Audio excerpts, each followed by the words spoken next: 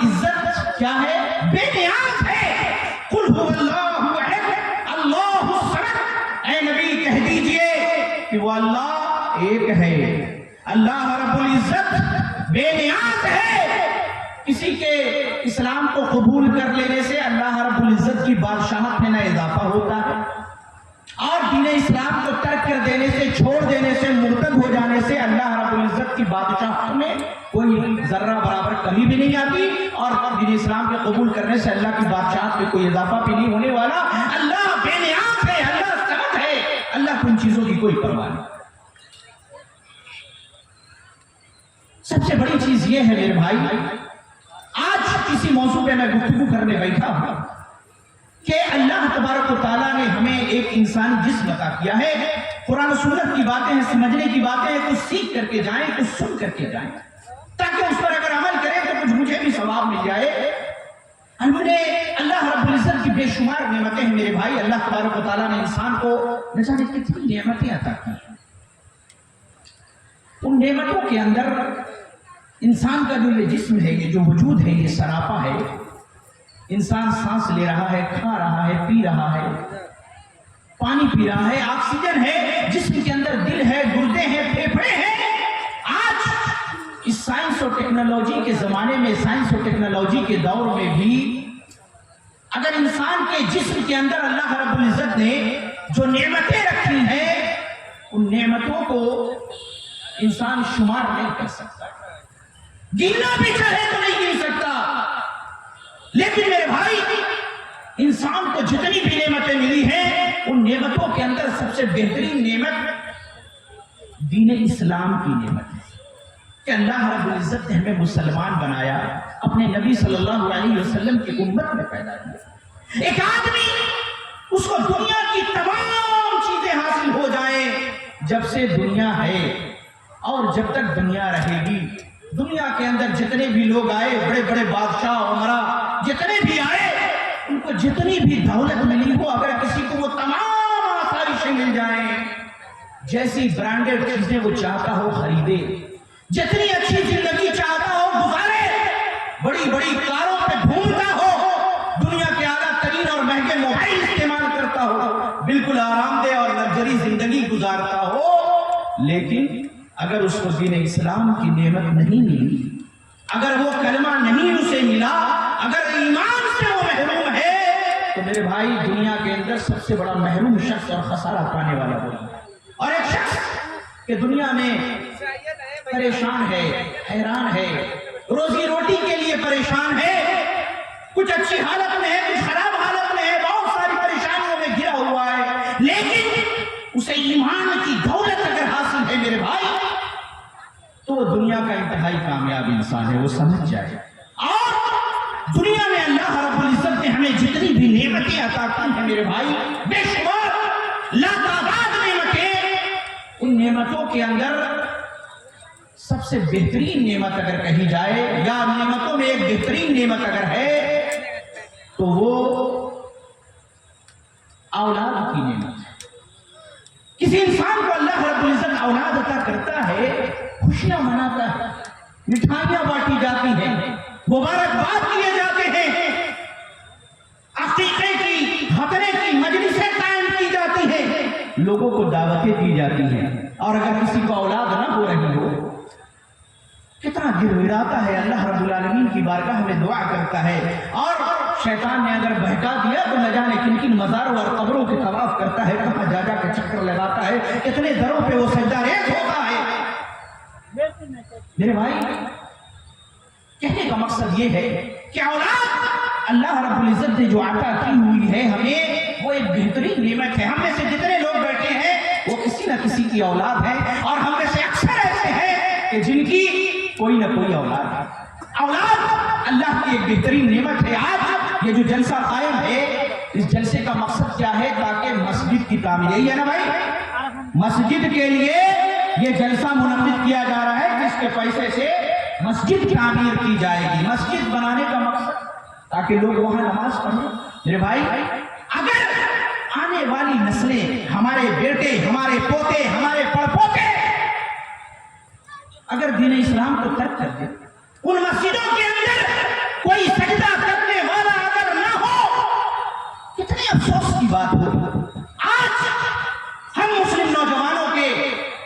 بچے ہیں یا یہ مسلم نوجوان جو کسی کے بچے ہیں جو دین اسلام کو ترک کر رہے ہیں، چاہے لڑکے ہوں یا لڑکیاں ہوں، ہم سماج اور معاشرے میں بیٹھ کر کے یہ گفتگو کرتے ہیں. تھوڑی بہت آپ کی زبان کی بھی سمجھ رکھتا ہوں. ٹرین سے آتے ہوئے راستے میں ایک صاحب کہہ رہے تھے، وہیں سے ذہن بنا، کہتے ہیں کہ کی بیابار آج کل کی ہوئے گا چھے. میں نے سنا کہ کیا بات کر رہے ہیں، تو کہا خبر اخبار پڑھ رہے تھے، وہ صاحب کہا کہ عموم عورت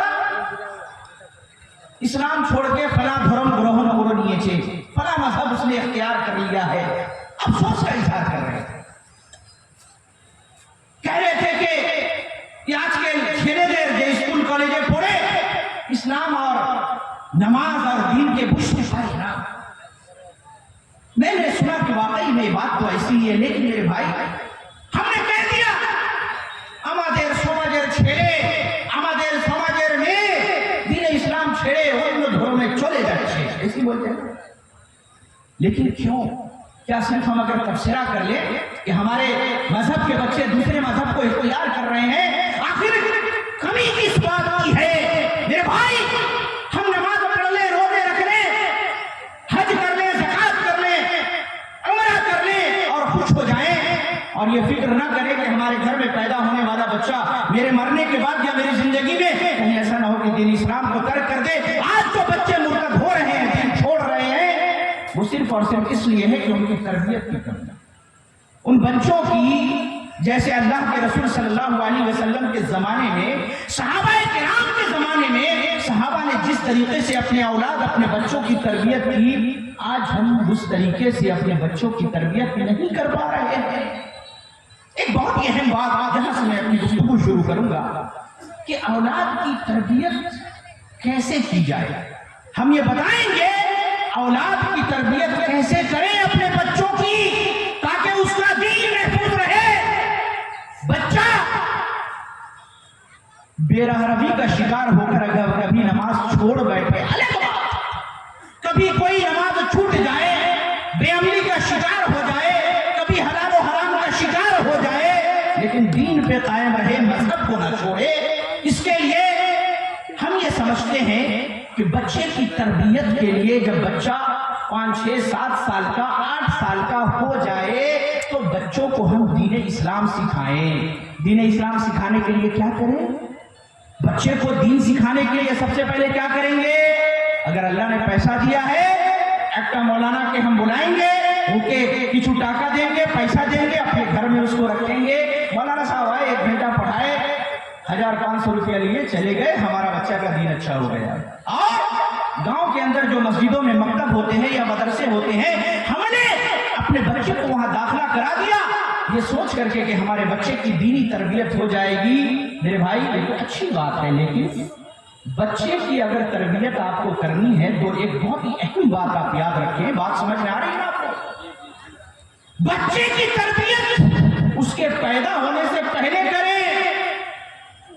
آپ کہیں گے کہ مولانا صاحب یہی کونٹا کو تھا، ابھی بچہ پیدا نہیں ہوا، ابھی کیسے تربیت کریں گے؟ ہاں، بچے کی تربیت اس کے دنیا میں آنے سے پہلے شروع ہو جاتی ہے. کیسے؟ محدثین نے لکھا کہ بچے کی تربیت کے لیے سب سے پہلا مرحلہ، پرتھم چیز، پہلی چیز، سب سے ضروری، سب سے ضروری بچے کی تربیت کے لیے ہمارے اولاد، ہمارے بچہ کے رقم بھالو ہوگے، اچھا کیسے ہوگا، تربیت کیسے پائے گا، دین اسلام پہ کیسے رہے گا.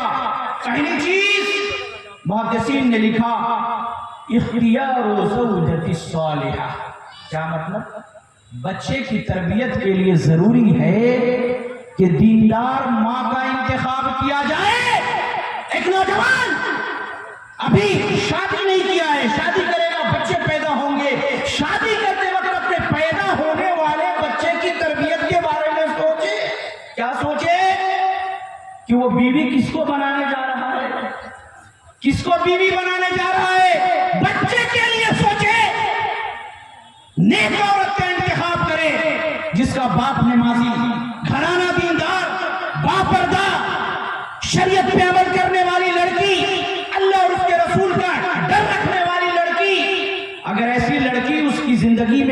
بن کر کے آئے گی تو اس کی گود سے اس کے پیٹ سے پیدا ہونے والا بچہ بھی انشاءاللہ دیندار بنے گا. زیادہ تر یہی تجربہ ہے. تو بچے کی تربیت کا پہلا مرحلہ اختیار زوجۃ صالحہ، نیک بیوی کا انتخاب کرو. آج ہمارے معاشرے میں بیوی کا انتخاب کیسے ہوتا ہے؟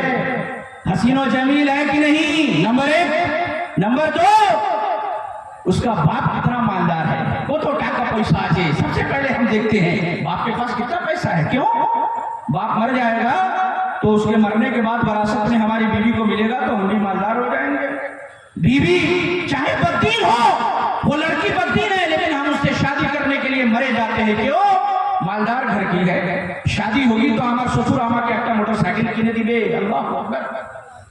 جب بھی ضرورت پڑے گی 50، 2000، 1 لاکھ، 5 لاکھ روپیہ ہم کو دے گا بزنس کرنے کے لیے. سسرال کے پیسے پہ ہم عیش کریں گے. سوچ غلط ہے میرے بھائی. آپ اگر اپنے بچوں کی تربیت کرنا چاہتے ہیں تو اس ماں کے پیٹ سے جو بچہ پیدا ہوگا اس بچے کے پیدا ہونے سے پہلے بہترین ماں کا انتخاب کیجئے. ابن ماجہ کی صحیح روایت، اللہ کے رسول صلی اللہ علیہ وسلم نے فرمایا تخیروا لنطفکم، تخیروا لنطفکم نطفہ. مرد جب عورت سے ملتا ہے، جو منی کا قطرہ عورت کے رحم میں جاتا ہے، جو بچہ پیدا ہوتا ہے جس کی بنا پر، اس منی کے قطرے کو کیا کہتے ہیں؟ نطفہ. اللہ کے رسول فرما رہے ہیں صلی اللہ علیہ وسلم تخیروا لنطفکم، اپنے نطفے کے لیے یعنی اپنے پیدا ہونے والے بچے کے لیے کیا کرو؟ دیندار عورتوں کا، اچھی عورتوں کا انتخاب کرو، صالح خواتین کا انتخاب کرو.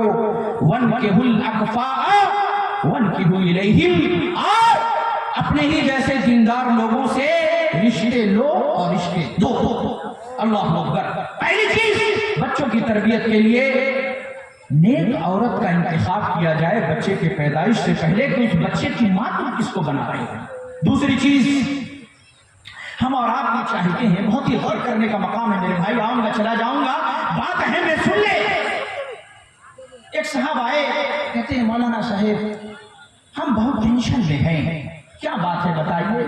مولانا صاحب ہمارے چھیلے چھوٹے دعا پورے دن. بولے کیا مسئلہ ہے؟ ہمارے چھیلے انیک نافرمان باغی سرکش. اچھا ہمارے چھیلے کچھ بوجھے نا، کچھ نہیں سمجھتا، باپ آپ کی بات ہی نہیں مانتا. میں نے دیکھا، پوچھا کہ آپ لڑکے کے والد ہیں؟ کہا کہ ہاں. ہم نے کہا کہ آپ 5 وقت پابندی سے نماز پڑھتے ہیں؟ کہا کہ نہیں، جمعہ پڑھ لیتا ہوں، کبھی کبھی مسجد میں بھی چلا جاتا ہوں. اچھا بچے کی والدہ، بچے کی جو ماں ہیں وہ 5 وقت پابندی کے ساتھ نماز پڑھتی ہیں، پاک صاف رہتی ہیں؟ ارے نہیں، وہ اتنا گھر کا کام ہے، بچے لوگ ہیں، پڑھ لیتے ہیں. جب وہ کھڑے ہوئے تو دیکھا کہ ان کا کپڑا ٹخنے کے نیچے، گھٹنا کے نیچے لٹک رہا ہے. منہ میں جو ہے دانت بالکل پیلے ہو چکے ہیں، پان اور زردہ کھا کر کے. جناب عالی پتا چلا کہ سورتی بھی کھاتے ہیں، کبھی موقع مل جائے تو سگریٹ بھی پیتے ہیں، اور صبح سویرے اٹھ کر کے چاند تارا مارکا والا گل نکال کر کے گل بھی کرتے ہیں. جب تک منہ میں گل نہ کرے تب تک بات نہ. یہ حالت ہے. اب آپ کہیں گے کہ بچے کی تربیت کا اس سے کیا تعلق ہے؟ قرآن کریم ہمیں یہ بتاتا ہے کہ بچوں کی تربیت کے لیے، بچوں کی خیرخواہی کے لیے ماں اور باپ دونوں کا متقی ہونا انتہائی ضروری ہے. محدثین نے لکھا کہ تقوی الآباء تحفظ الابناء، ماں باپ کا، والدین کا متقی بندہ بچوں کی حفاظت کرتا ہے. دلیل قرآن کریم کے اندر حضرت موسیٰ اور حضرت خضر علیہ السلام کا ایک واقعہ ہے، بڑا مشہور واقعہ ہے. حضرت موسیٰ علیہ السلام کو اللہ تبارک و تعالیٰ نے حضرت خضر علیہ السلام کے ساتھ لگا دیا کہ آپ جائیے اور کچھ دین کی باتیں ان سے سیکھیے، جو ان کے پاس علم و حکمت اور دانائی کی باتیں.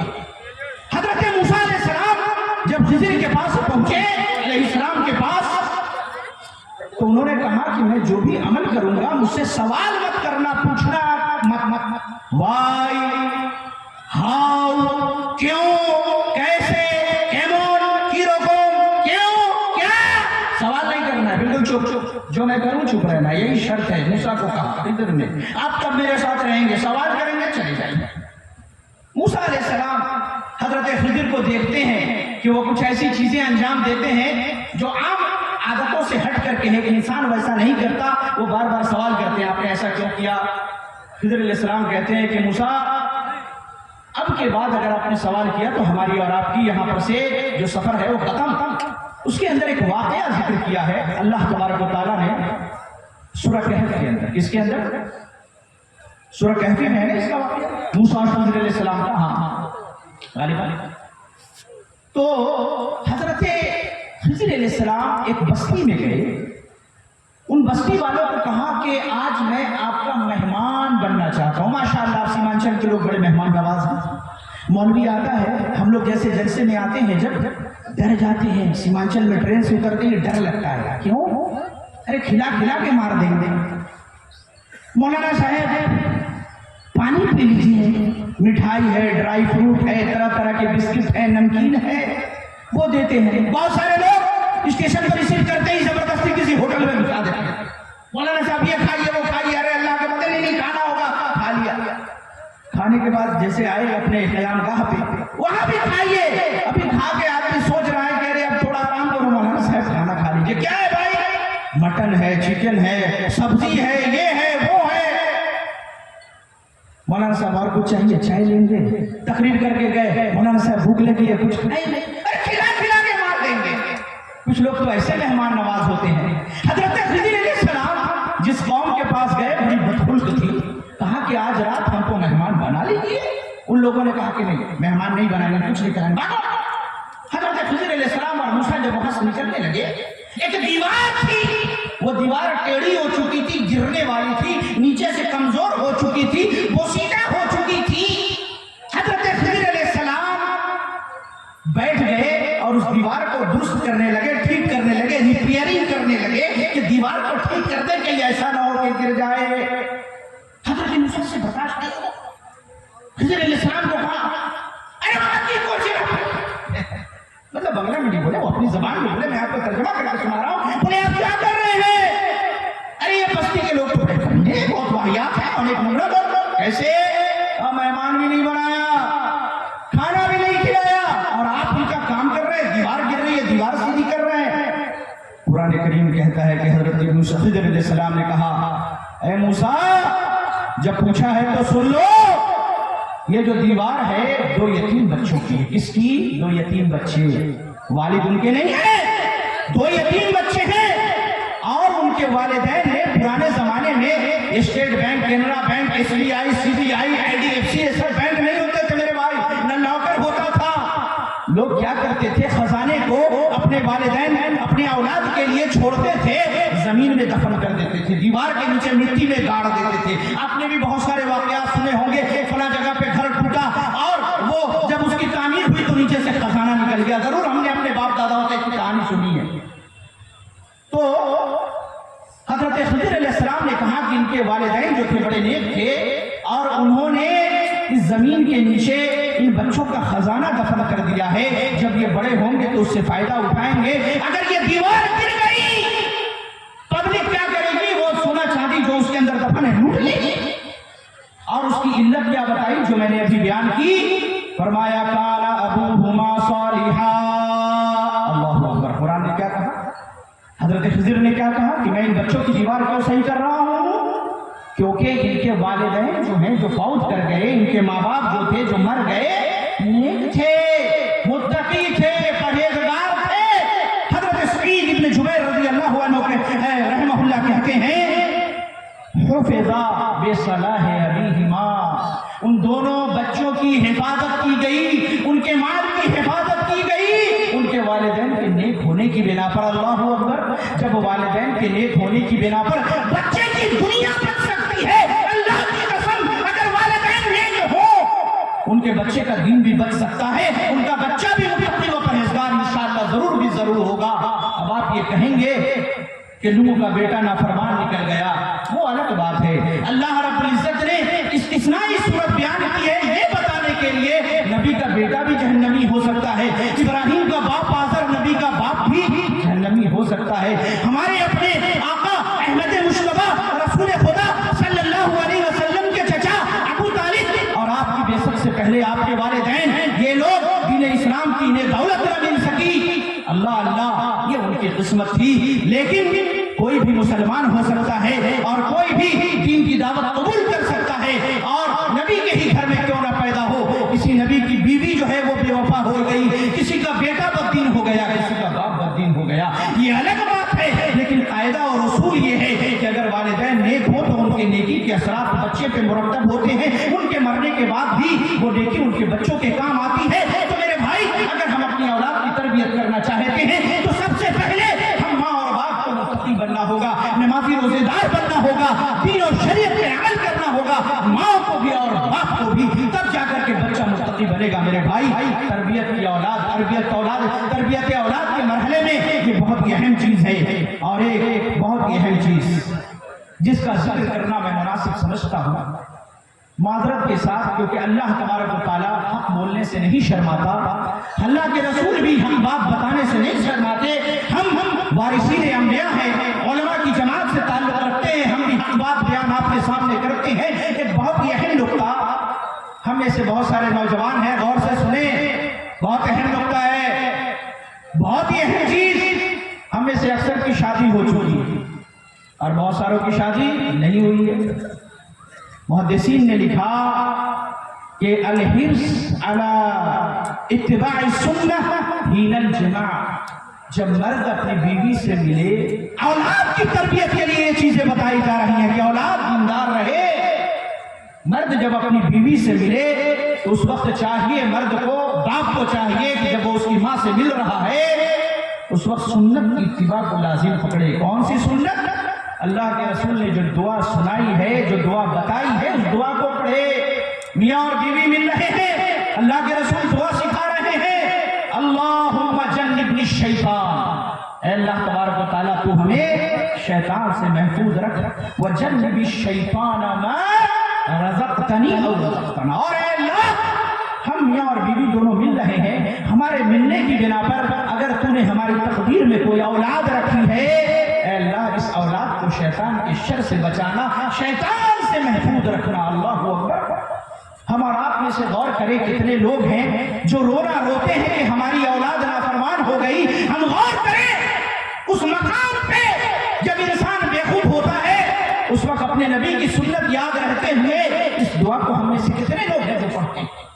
محدثین نے لکھا ہے, بعض مفسرین نے لکھا ہے کہ جب مرد عورت کے ساتھ ملتا ہے اور اس موقع پہ اگر وہ اس دعا کو نہیں پڑھتا تو جب وہ اپنی بیوی سے جمع کرتا ہے, وظیفہ زوجیت کی ادائیگی کرتا ہے, تو اس کے بیوی سے جمع کرنے سے پہلے شیطان سبقت کر جاتا ہے, اور اس نطفے کے اندر, اس پیدا ہونے والے بچے کے اندر شیطان کا عمل دخل ہو جاتا ہے. اور جب وہ بچہ پیدا ہوتا ہے تو ہم کہتے ہیں وہ تو شیطان چھیلے آچا, یہ کتنا بدماش بچہ ہے.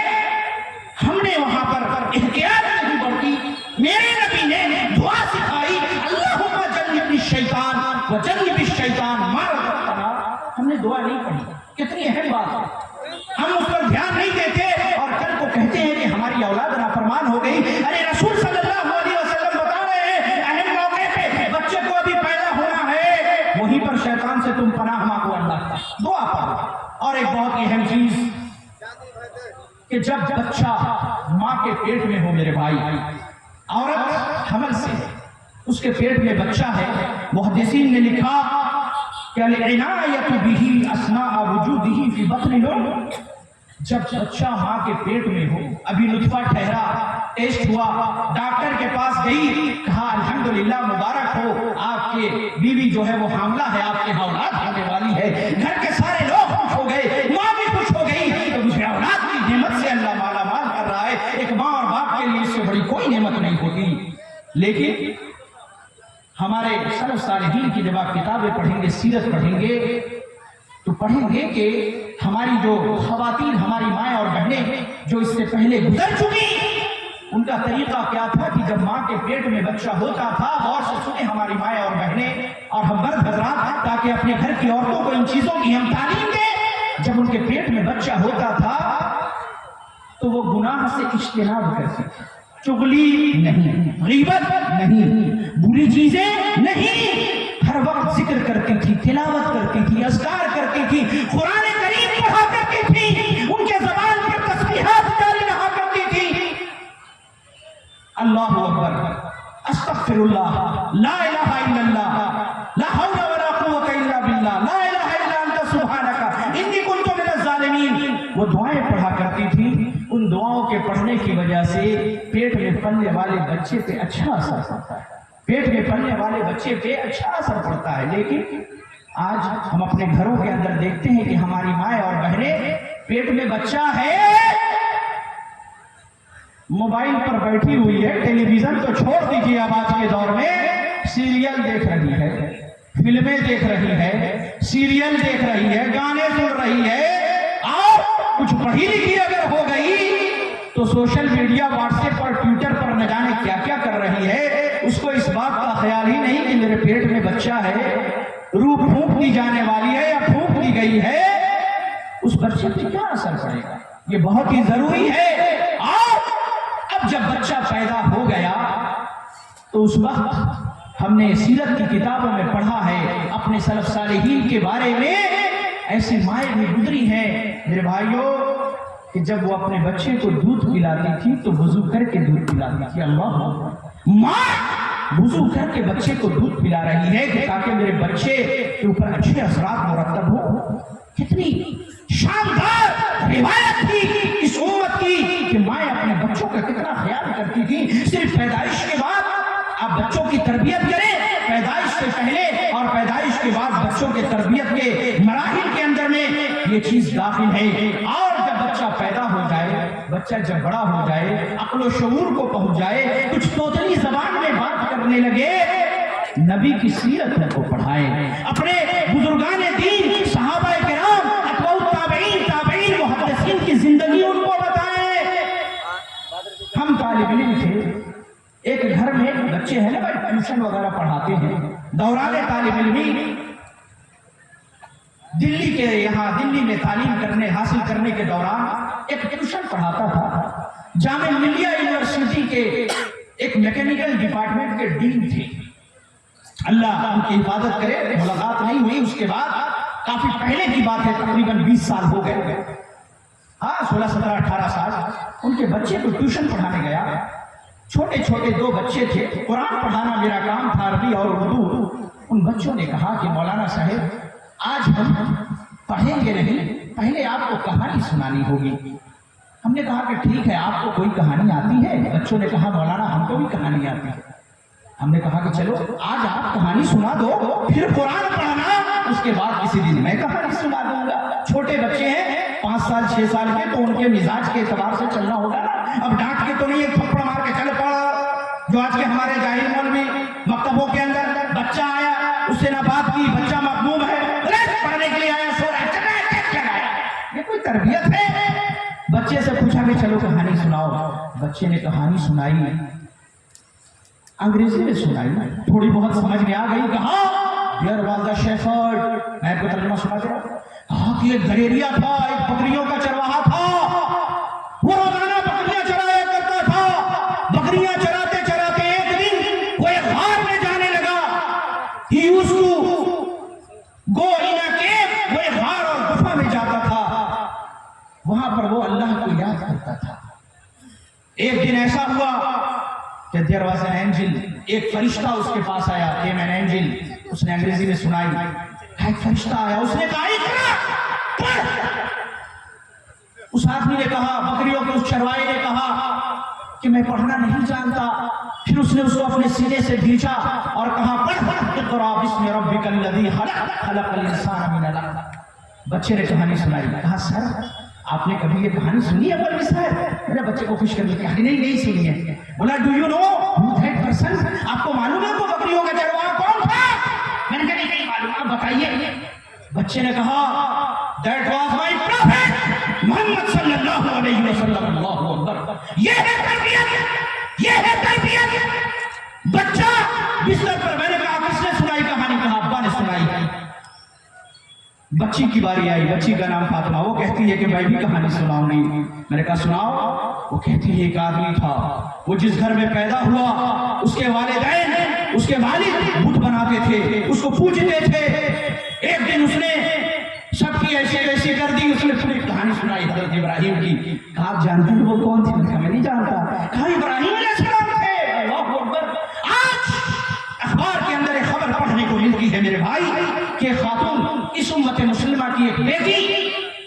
उसने हिंदू धर्म ग्रहण कर लिया, ठीक कर लिया।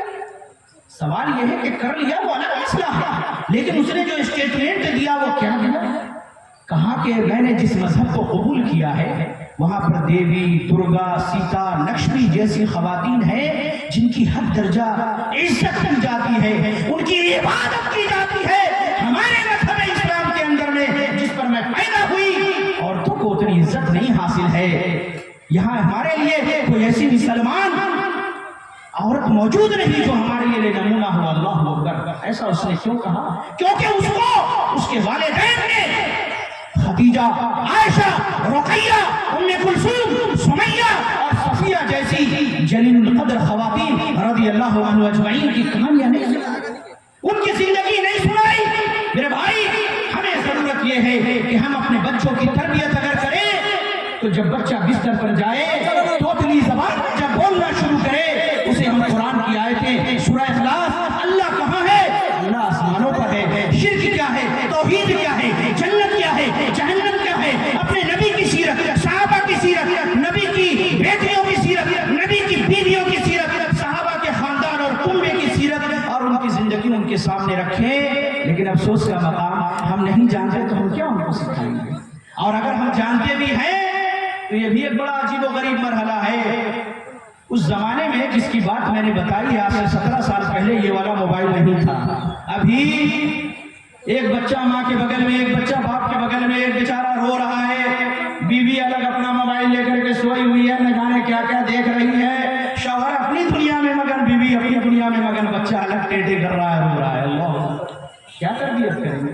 फेसबुक पर हमने ये चीज शेयर की है, कितने लोगों ने लाइक किया, कितने ने इसको शेयर किया और लोगों के क्या कमेंट आए हैं। लाइक, शेयर और कमेंट की दुनिया में वो का करके हम सो जाते हैं। बच्चों की क्या तरबियत करेंगे? सोते वक्त उनको क्या हम कलमा सिखाएंगे? मेरे भाई, जरूरत इस बात की है कि बच्चियों की तरबियत करें और उनके सामने नबी, सलफ सालेहीन और उन लोगों की सीरत सिखाएं। अल्लाह के रसूल सल्लल्लाहु अलैहि वसल्लम का तरीका क्या था उनको बताएं।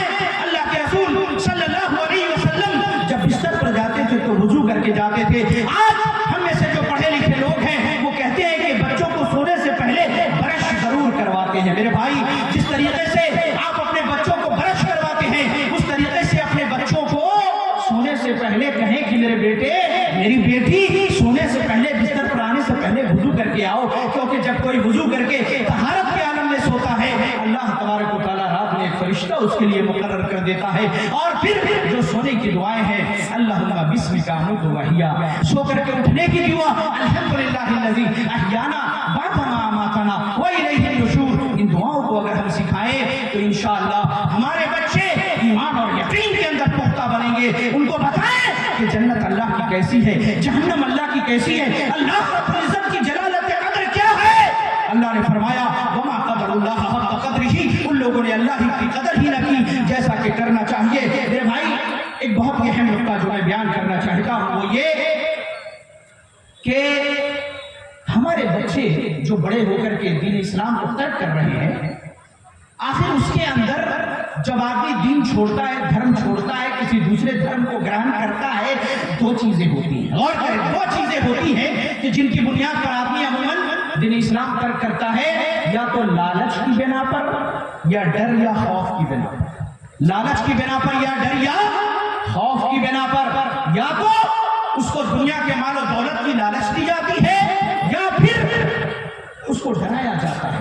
अगर तुमने मजहब इस्लाम तर्क न किया, दीन इस्लाम तर्क न किया, तुम्हारे ऊपर यह कानून नाफिज होगा, दुनिया के अंदर मिलने वाली ये फैसिलिटी तुम्हें हासिल नहीं होगी। लालच की बिना पर या खौफ की बिना पर वो अपने मजहब को तर्क कर देता है। अल्लाह के रसूल सल्लल्लाहु अलैहि वसल्लम एक छोटे से बच्चे की तरबियत कर रहे हैं और करने का मकाम है।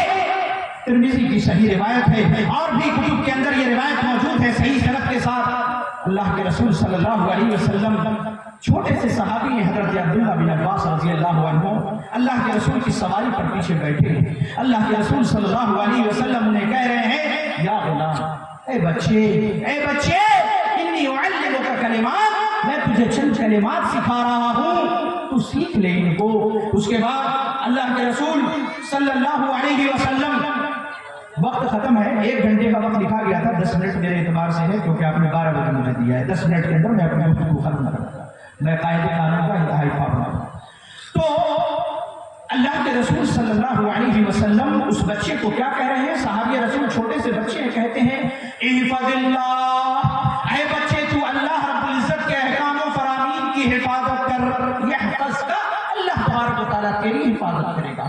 احفظ اللہ، تو اللہ کے احکام و فرامین کی پابندی کر، تجد تجاہک، تو اللہ کو اپنے سامنے پائے گا۔ چھوٹے سے بچے کو اللہ کے رسول سکھا رہے ہیں اذا سألت فاسأل اللہ، جب تو مانگ تو اللہ سے مانگ، اذا استعنت فاستعن باللہ، جب تجھے مدد طلب کرنی ہو تو اللہ سے طلب کر۔ اور آگے جو کلمات فرمائے وہ ہم مسلمان جتنے بھی ہیں، نوجوان بچے بوڑھے، سب کو اپنے ذہن و دماغ میں رکھنا چاہیے۔ اس کی بنا پر نہ ہم کسی لالچ کا شکار ہو سکتے ہیں اور نہ کسی کے خوف کے شکار ہو سکتے ہیں، اور ہم اپنے دین پر ثابت قدم رہیں گے۔ اللہ کے رسول صلی اللہ علیہ وسلم اس بچے کو فرما رہے ہیں، اس چھوٹے سے صحابی کو، اے بچے جان لے وعلم ان الامت، نبی کی کہنا جان لے، اگر یہ پوری کی پوری امت اکٹھا ہو جائے، ان الامت لو اجتمعت ان ينفعوك بشيء، تجھے کچھ فائدہ پہنچانا چاہے، پوری دنیا کے لوگ تجھے کچھ فائدہ دینا چاہیں، لم ينفعوك الا بشيء قد كتبه الله لك، اتنا ہی فائدہ دے سکتے ہیں جتنا تیری تقدیر میں لکھا ہے۔ اللہ اکبر، دنیا والے لالچ دے رہے ہیں لیکن فائدہ اتنا ہی دیں گے جتنا تقدیر میں لکھا ہے، تقدیر سے بڑھ کر ہمیں نہیں مل سکتا۔ اور آگے اللہ کے رسول صلی اللہ علیہ وسلم نے چھوٹے سے صحابی کی تربیت کرتے ہوئے ان کے ایمان کو، ان کے عقیدے کو پختہ کرنے کے لیے کہا وَلَوْ اجْتَمَعُوا أَن يَضُرُّوكَ بِشَيْءٍ، اور جان لے بچے، یہ دنیا والے، اس کائنات کے سارے لوگ، پوری امت اگر اکٹھی ہو جائے تجھے کوئی نقصان پہنچانا چاہے، ہم ڈرتے ہیں فلاں کی حکومت فلاں ہے، ہم پریشان ہیں، ہم ڈر رہے ہیں، کہا پوری امت اگر اکٹھا ہو جائے تجھے نقصان پہنچانی چاہے، لم يضروك الا بشيء قد كتبه الله عليك، اتنا ہی نقصان پہنچا سکتی ہے جتنے تیری تقدیر میں لکھا ہے۔ رفعت الاقلام وجفت الصحف، قلم اٹھا دیے گئے، صحیفے خشک ہو گئے۔ اللہ اکبر، جب بچے کے ذہن و دماغ کے اندر میں اس قسم کی عقیدے کی باتیں جب سکھائی جائیں گی تو جا کر کے ہمارا بچہ دین اسلام پر برقرار رہے گا۔ اور وقت چونکہ ختم ہو ہی چلا، ایک اہم بات کہہ کر کے اپنی گفتگو ختم کروں گا۔ آج ہمارے اور آپ کے بچے بگڑ رہے ہیں، ہمیں یہ دیکھنا چاہیے کہ ہمارے بچے کن کے ساتھ دوستیاں کر رہے ہیں، کس ماحول میں زندگی گزار رہے ہیں۔ یہ والدین کی ذمہ داری ہے کہ وہ اپنے بچوں کے دوستوں پہ نظر رکھیں، بچیوں پہ نظر رکھیں کہ کن لڑکیوں اور کن سے ان کی دوستی ہو رہی ہے، کس ماحول میں وہ جی رہے ہیں، تب جا کر کے ہم اپنے بچوں کے دین کی حفاظت کر سکتے ہیں۔ اور ایک آخری اہم چیز کہہ کر کے آخری گفتگو بالکل ختم ہو یہ کہ جب بچہ بالغ ہو جائے، بچی بالغ ہو جائے، شادی کے لائق ہو جائے، پہلی فرصت میں اس کی شادی کر دی جائے، اس سے اس کا دین بھی محفوظ رہے گا، اس کی ایمان بھی محفوظ۔ ہم بچوں کے کیریئر بنانے کے چکر میں، نوکری سروس کے انتظار میں اپنی بچیوں کے لیے ڈاکٹر، انجینئر اور کافی سیٹل اور بالکل ایک دم اپنے بزنس کاروبار کے اندر میں ایک دم اچھے سے رہنے والے بچوں کی تلاش میں بچیوں کی عمر بڑھتی چلی جاتی ہے، بچیاں غلط کاری میں پڑ جاتی ہیں، گناہ کی طرف چلی جاتی ہیں۔ بچوں کے کیریئر بنانے کے لیے نہ جانے کون کون سی ڈگریاں دلوانے کے چکر میں جوان اور بالغ بچوں کی شادی میں ہم تاخیر کرتے ہیں، بچہ راستے سے بھٹک جاتا ہے۔ لہذا ہمیں یہ چاہیے تربیت اولاد کے آخری مرحلے کے اندر کہ ہمیں چاہیے کہ ہمارا بچہ یا بچی جب بلوغت کو پہنچ جائے، پہلی فرصت میں اس کی شادی کی فکر ہمیں کرنی چاہیے۔ اللہ رب العزت سے ہم دعا گو ہیں کہ اللہ تبارک و تعالیٰ ہمارے معاشرے کے اندر پلنے والے، بڑھنے والے بچوں کو ارتداد کے فتنے سے اللہ بچائے، انہیں ان کے دین کے اوپر میں ثابت قدم رکھے۔ اور ہمیں یہ دعا کرنی چاہیے، اپنے بچوں کو بھی سکھانی چاہیے، اللہم مصرف القلوب، اللہم یا مقلب القلوب ثبت قلبی علی دینک، اے اللہ رب العالمین دلوں کے پھیرنے والے ہمارے دل کو اپنے دین کے اوپر ثابت قدم رکھ، اور ربنا لا تزغ قلوبنا بعد اذ ہدیتنا، یہ دعا بھی کرنی چاہیے۔ اللہ جب تو نے ہمیں دین اسلام کی ہدایت دے دی ہے، اب اس دین اسلام سے ہمارے دلوں کو پھیرنا نہیں۔ اللہ تبارک و تعالیٰ سے دعا ہے کہ اللہ تبارک و تعالیٰ پہلے ہمیں اور پھر آپ تمام لوگوں کو، یہاں پر موجود لوگوں کو دین اسلام پر ثابت قدم رکھے، اور اپنے بچوں کو اس اسلامی ماحول کے اندر میں تربیت دینے کی ہم کوشش کریں۔ اللہ ہمیں اس بات کی توفیق دے کہ یہ بچے بڑے ہو کر کے دین اسلام کے سپاہی بنے، نہ کہ دین سے مرتد ہو جائیں۔ اللہ تبارک و تعالیٰ ہمیں ان بچوں کے دین کی ہمیں حفاظت کرنے، صحیح اسلامی نہج میں ان کی تربیت تربیت کرنے کی ہمیں توفیق دے. اقول قولی ھذا واستغفر اللہ لی ولکم ولسائر المسلمین آمین. وآخر دعوانا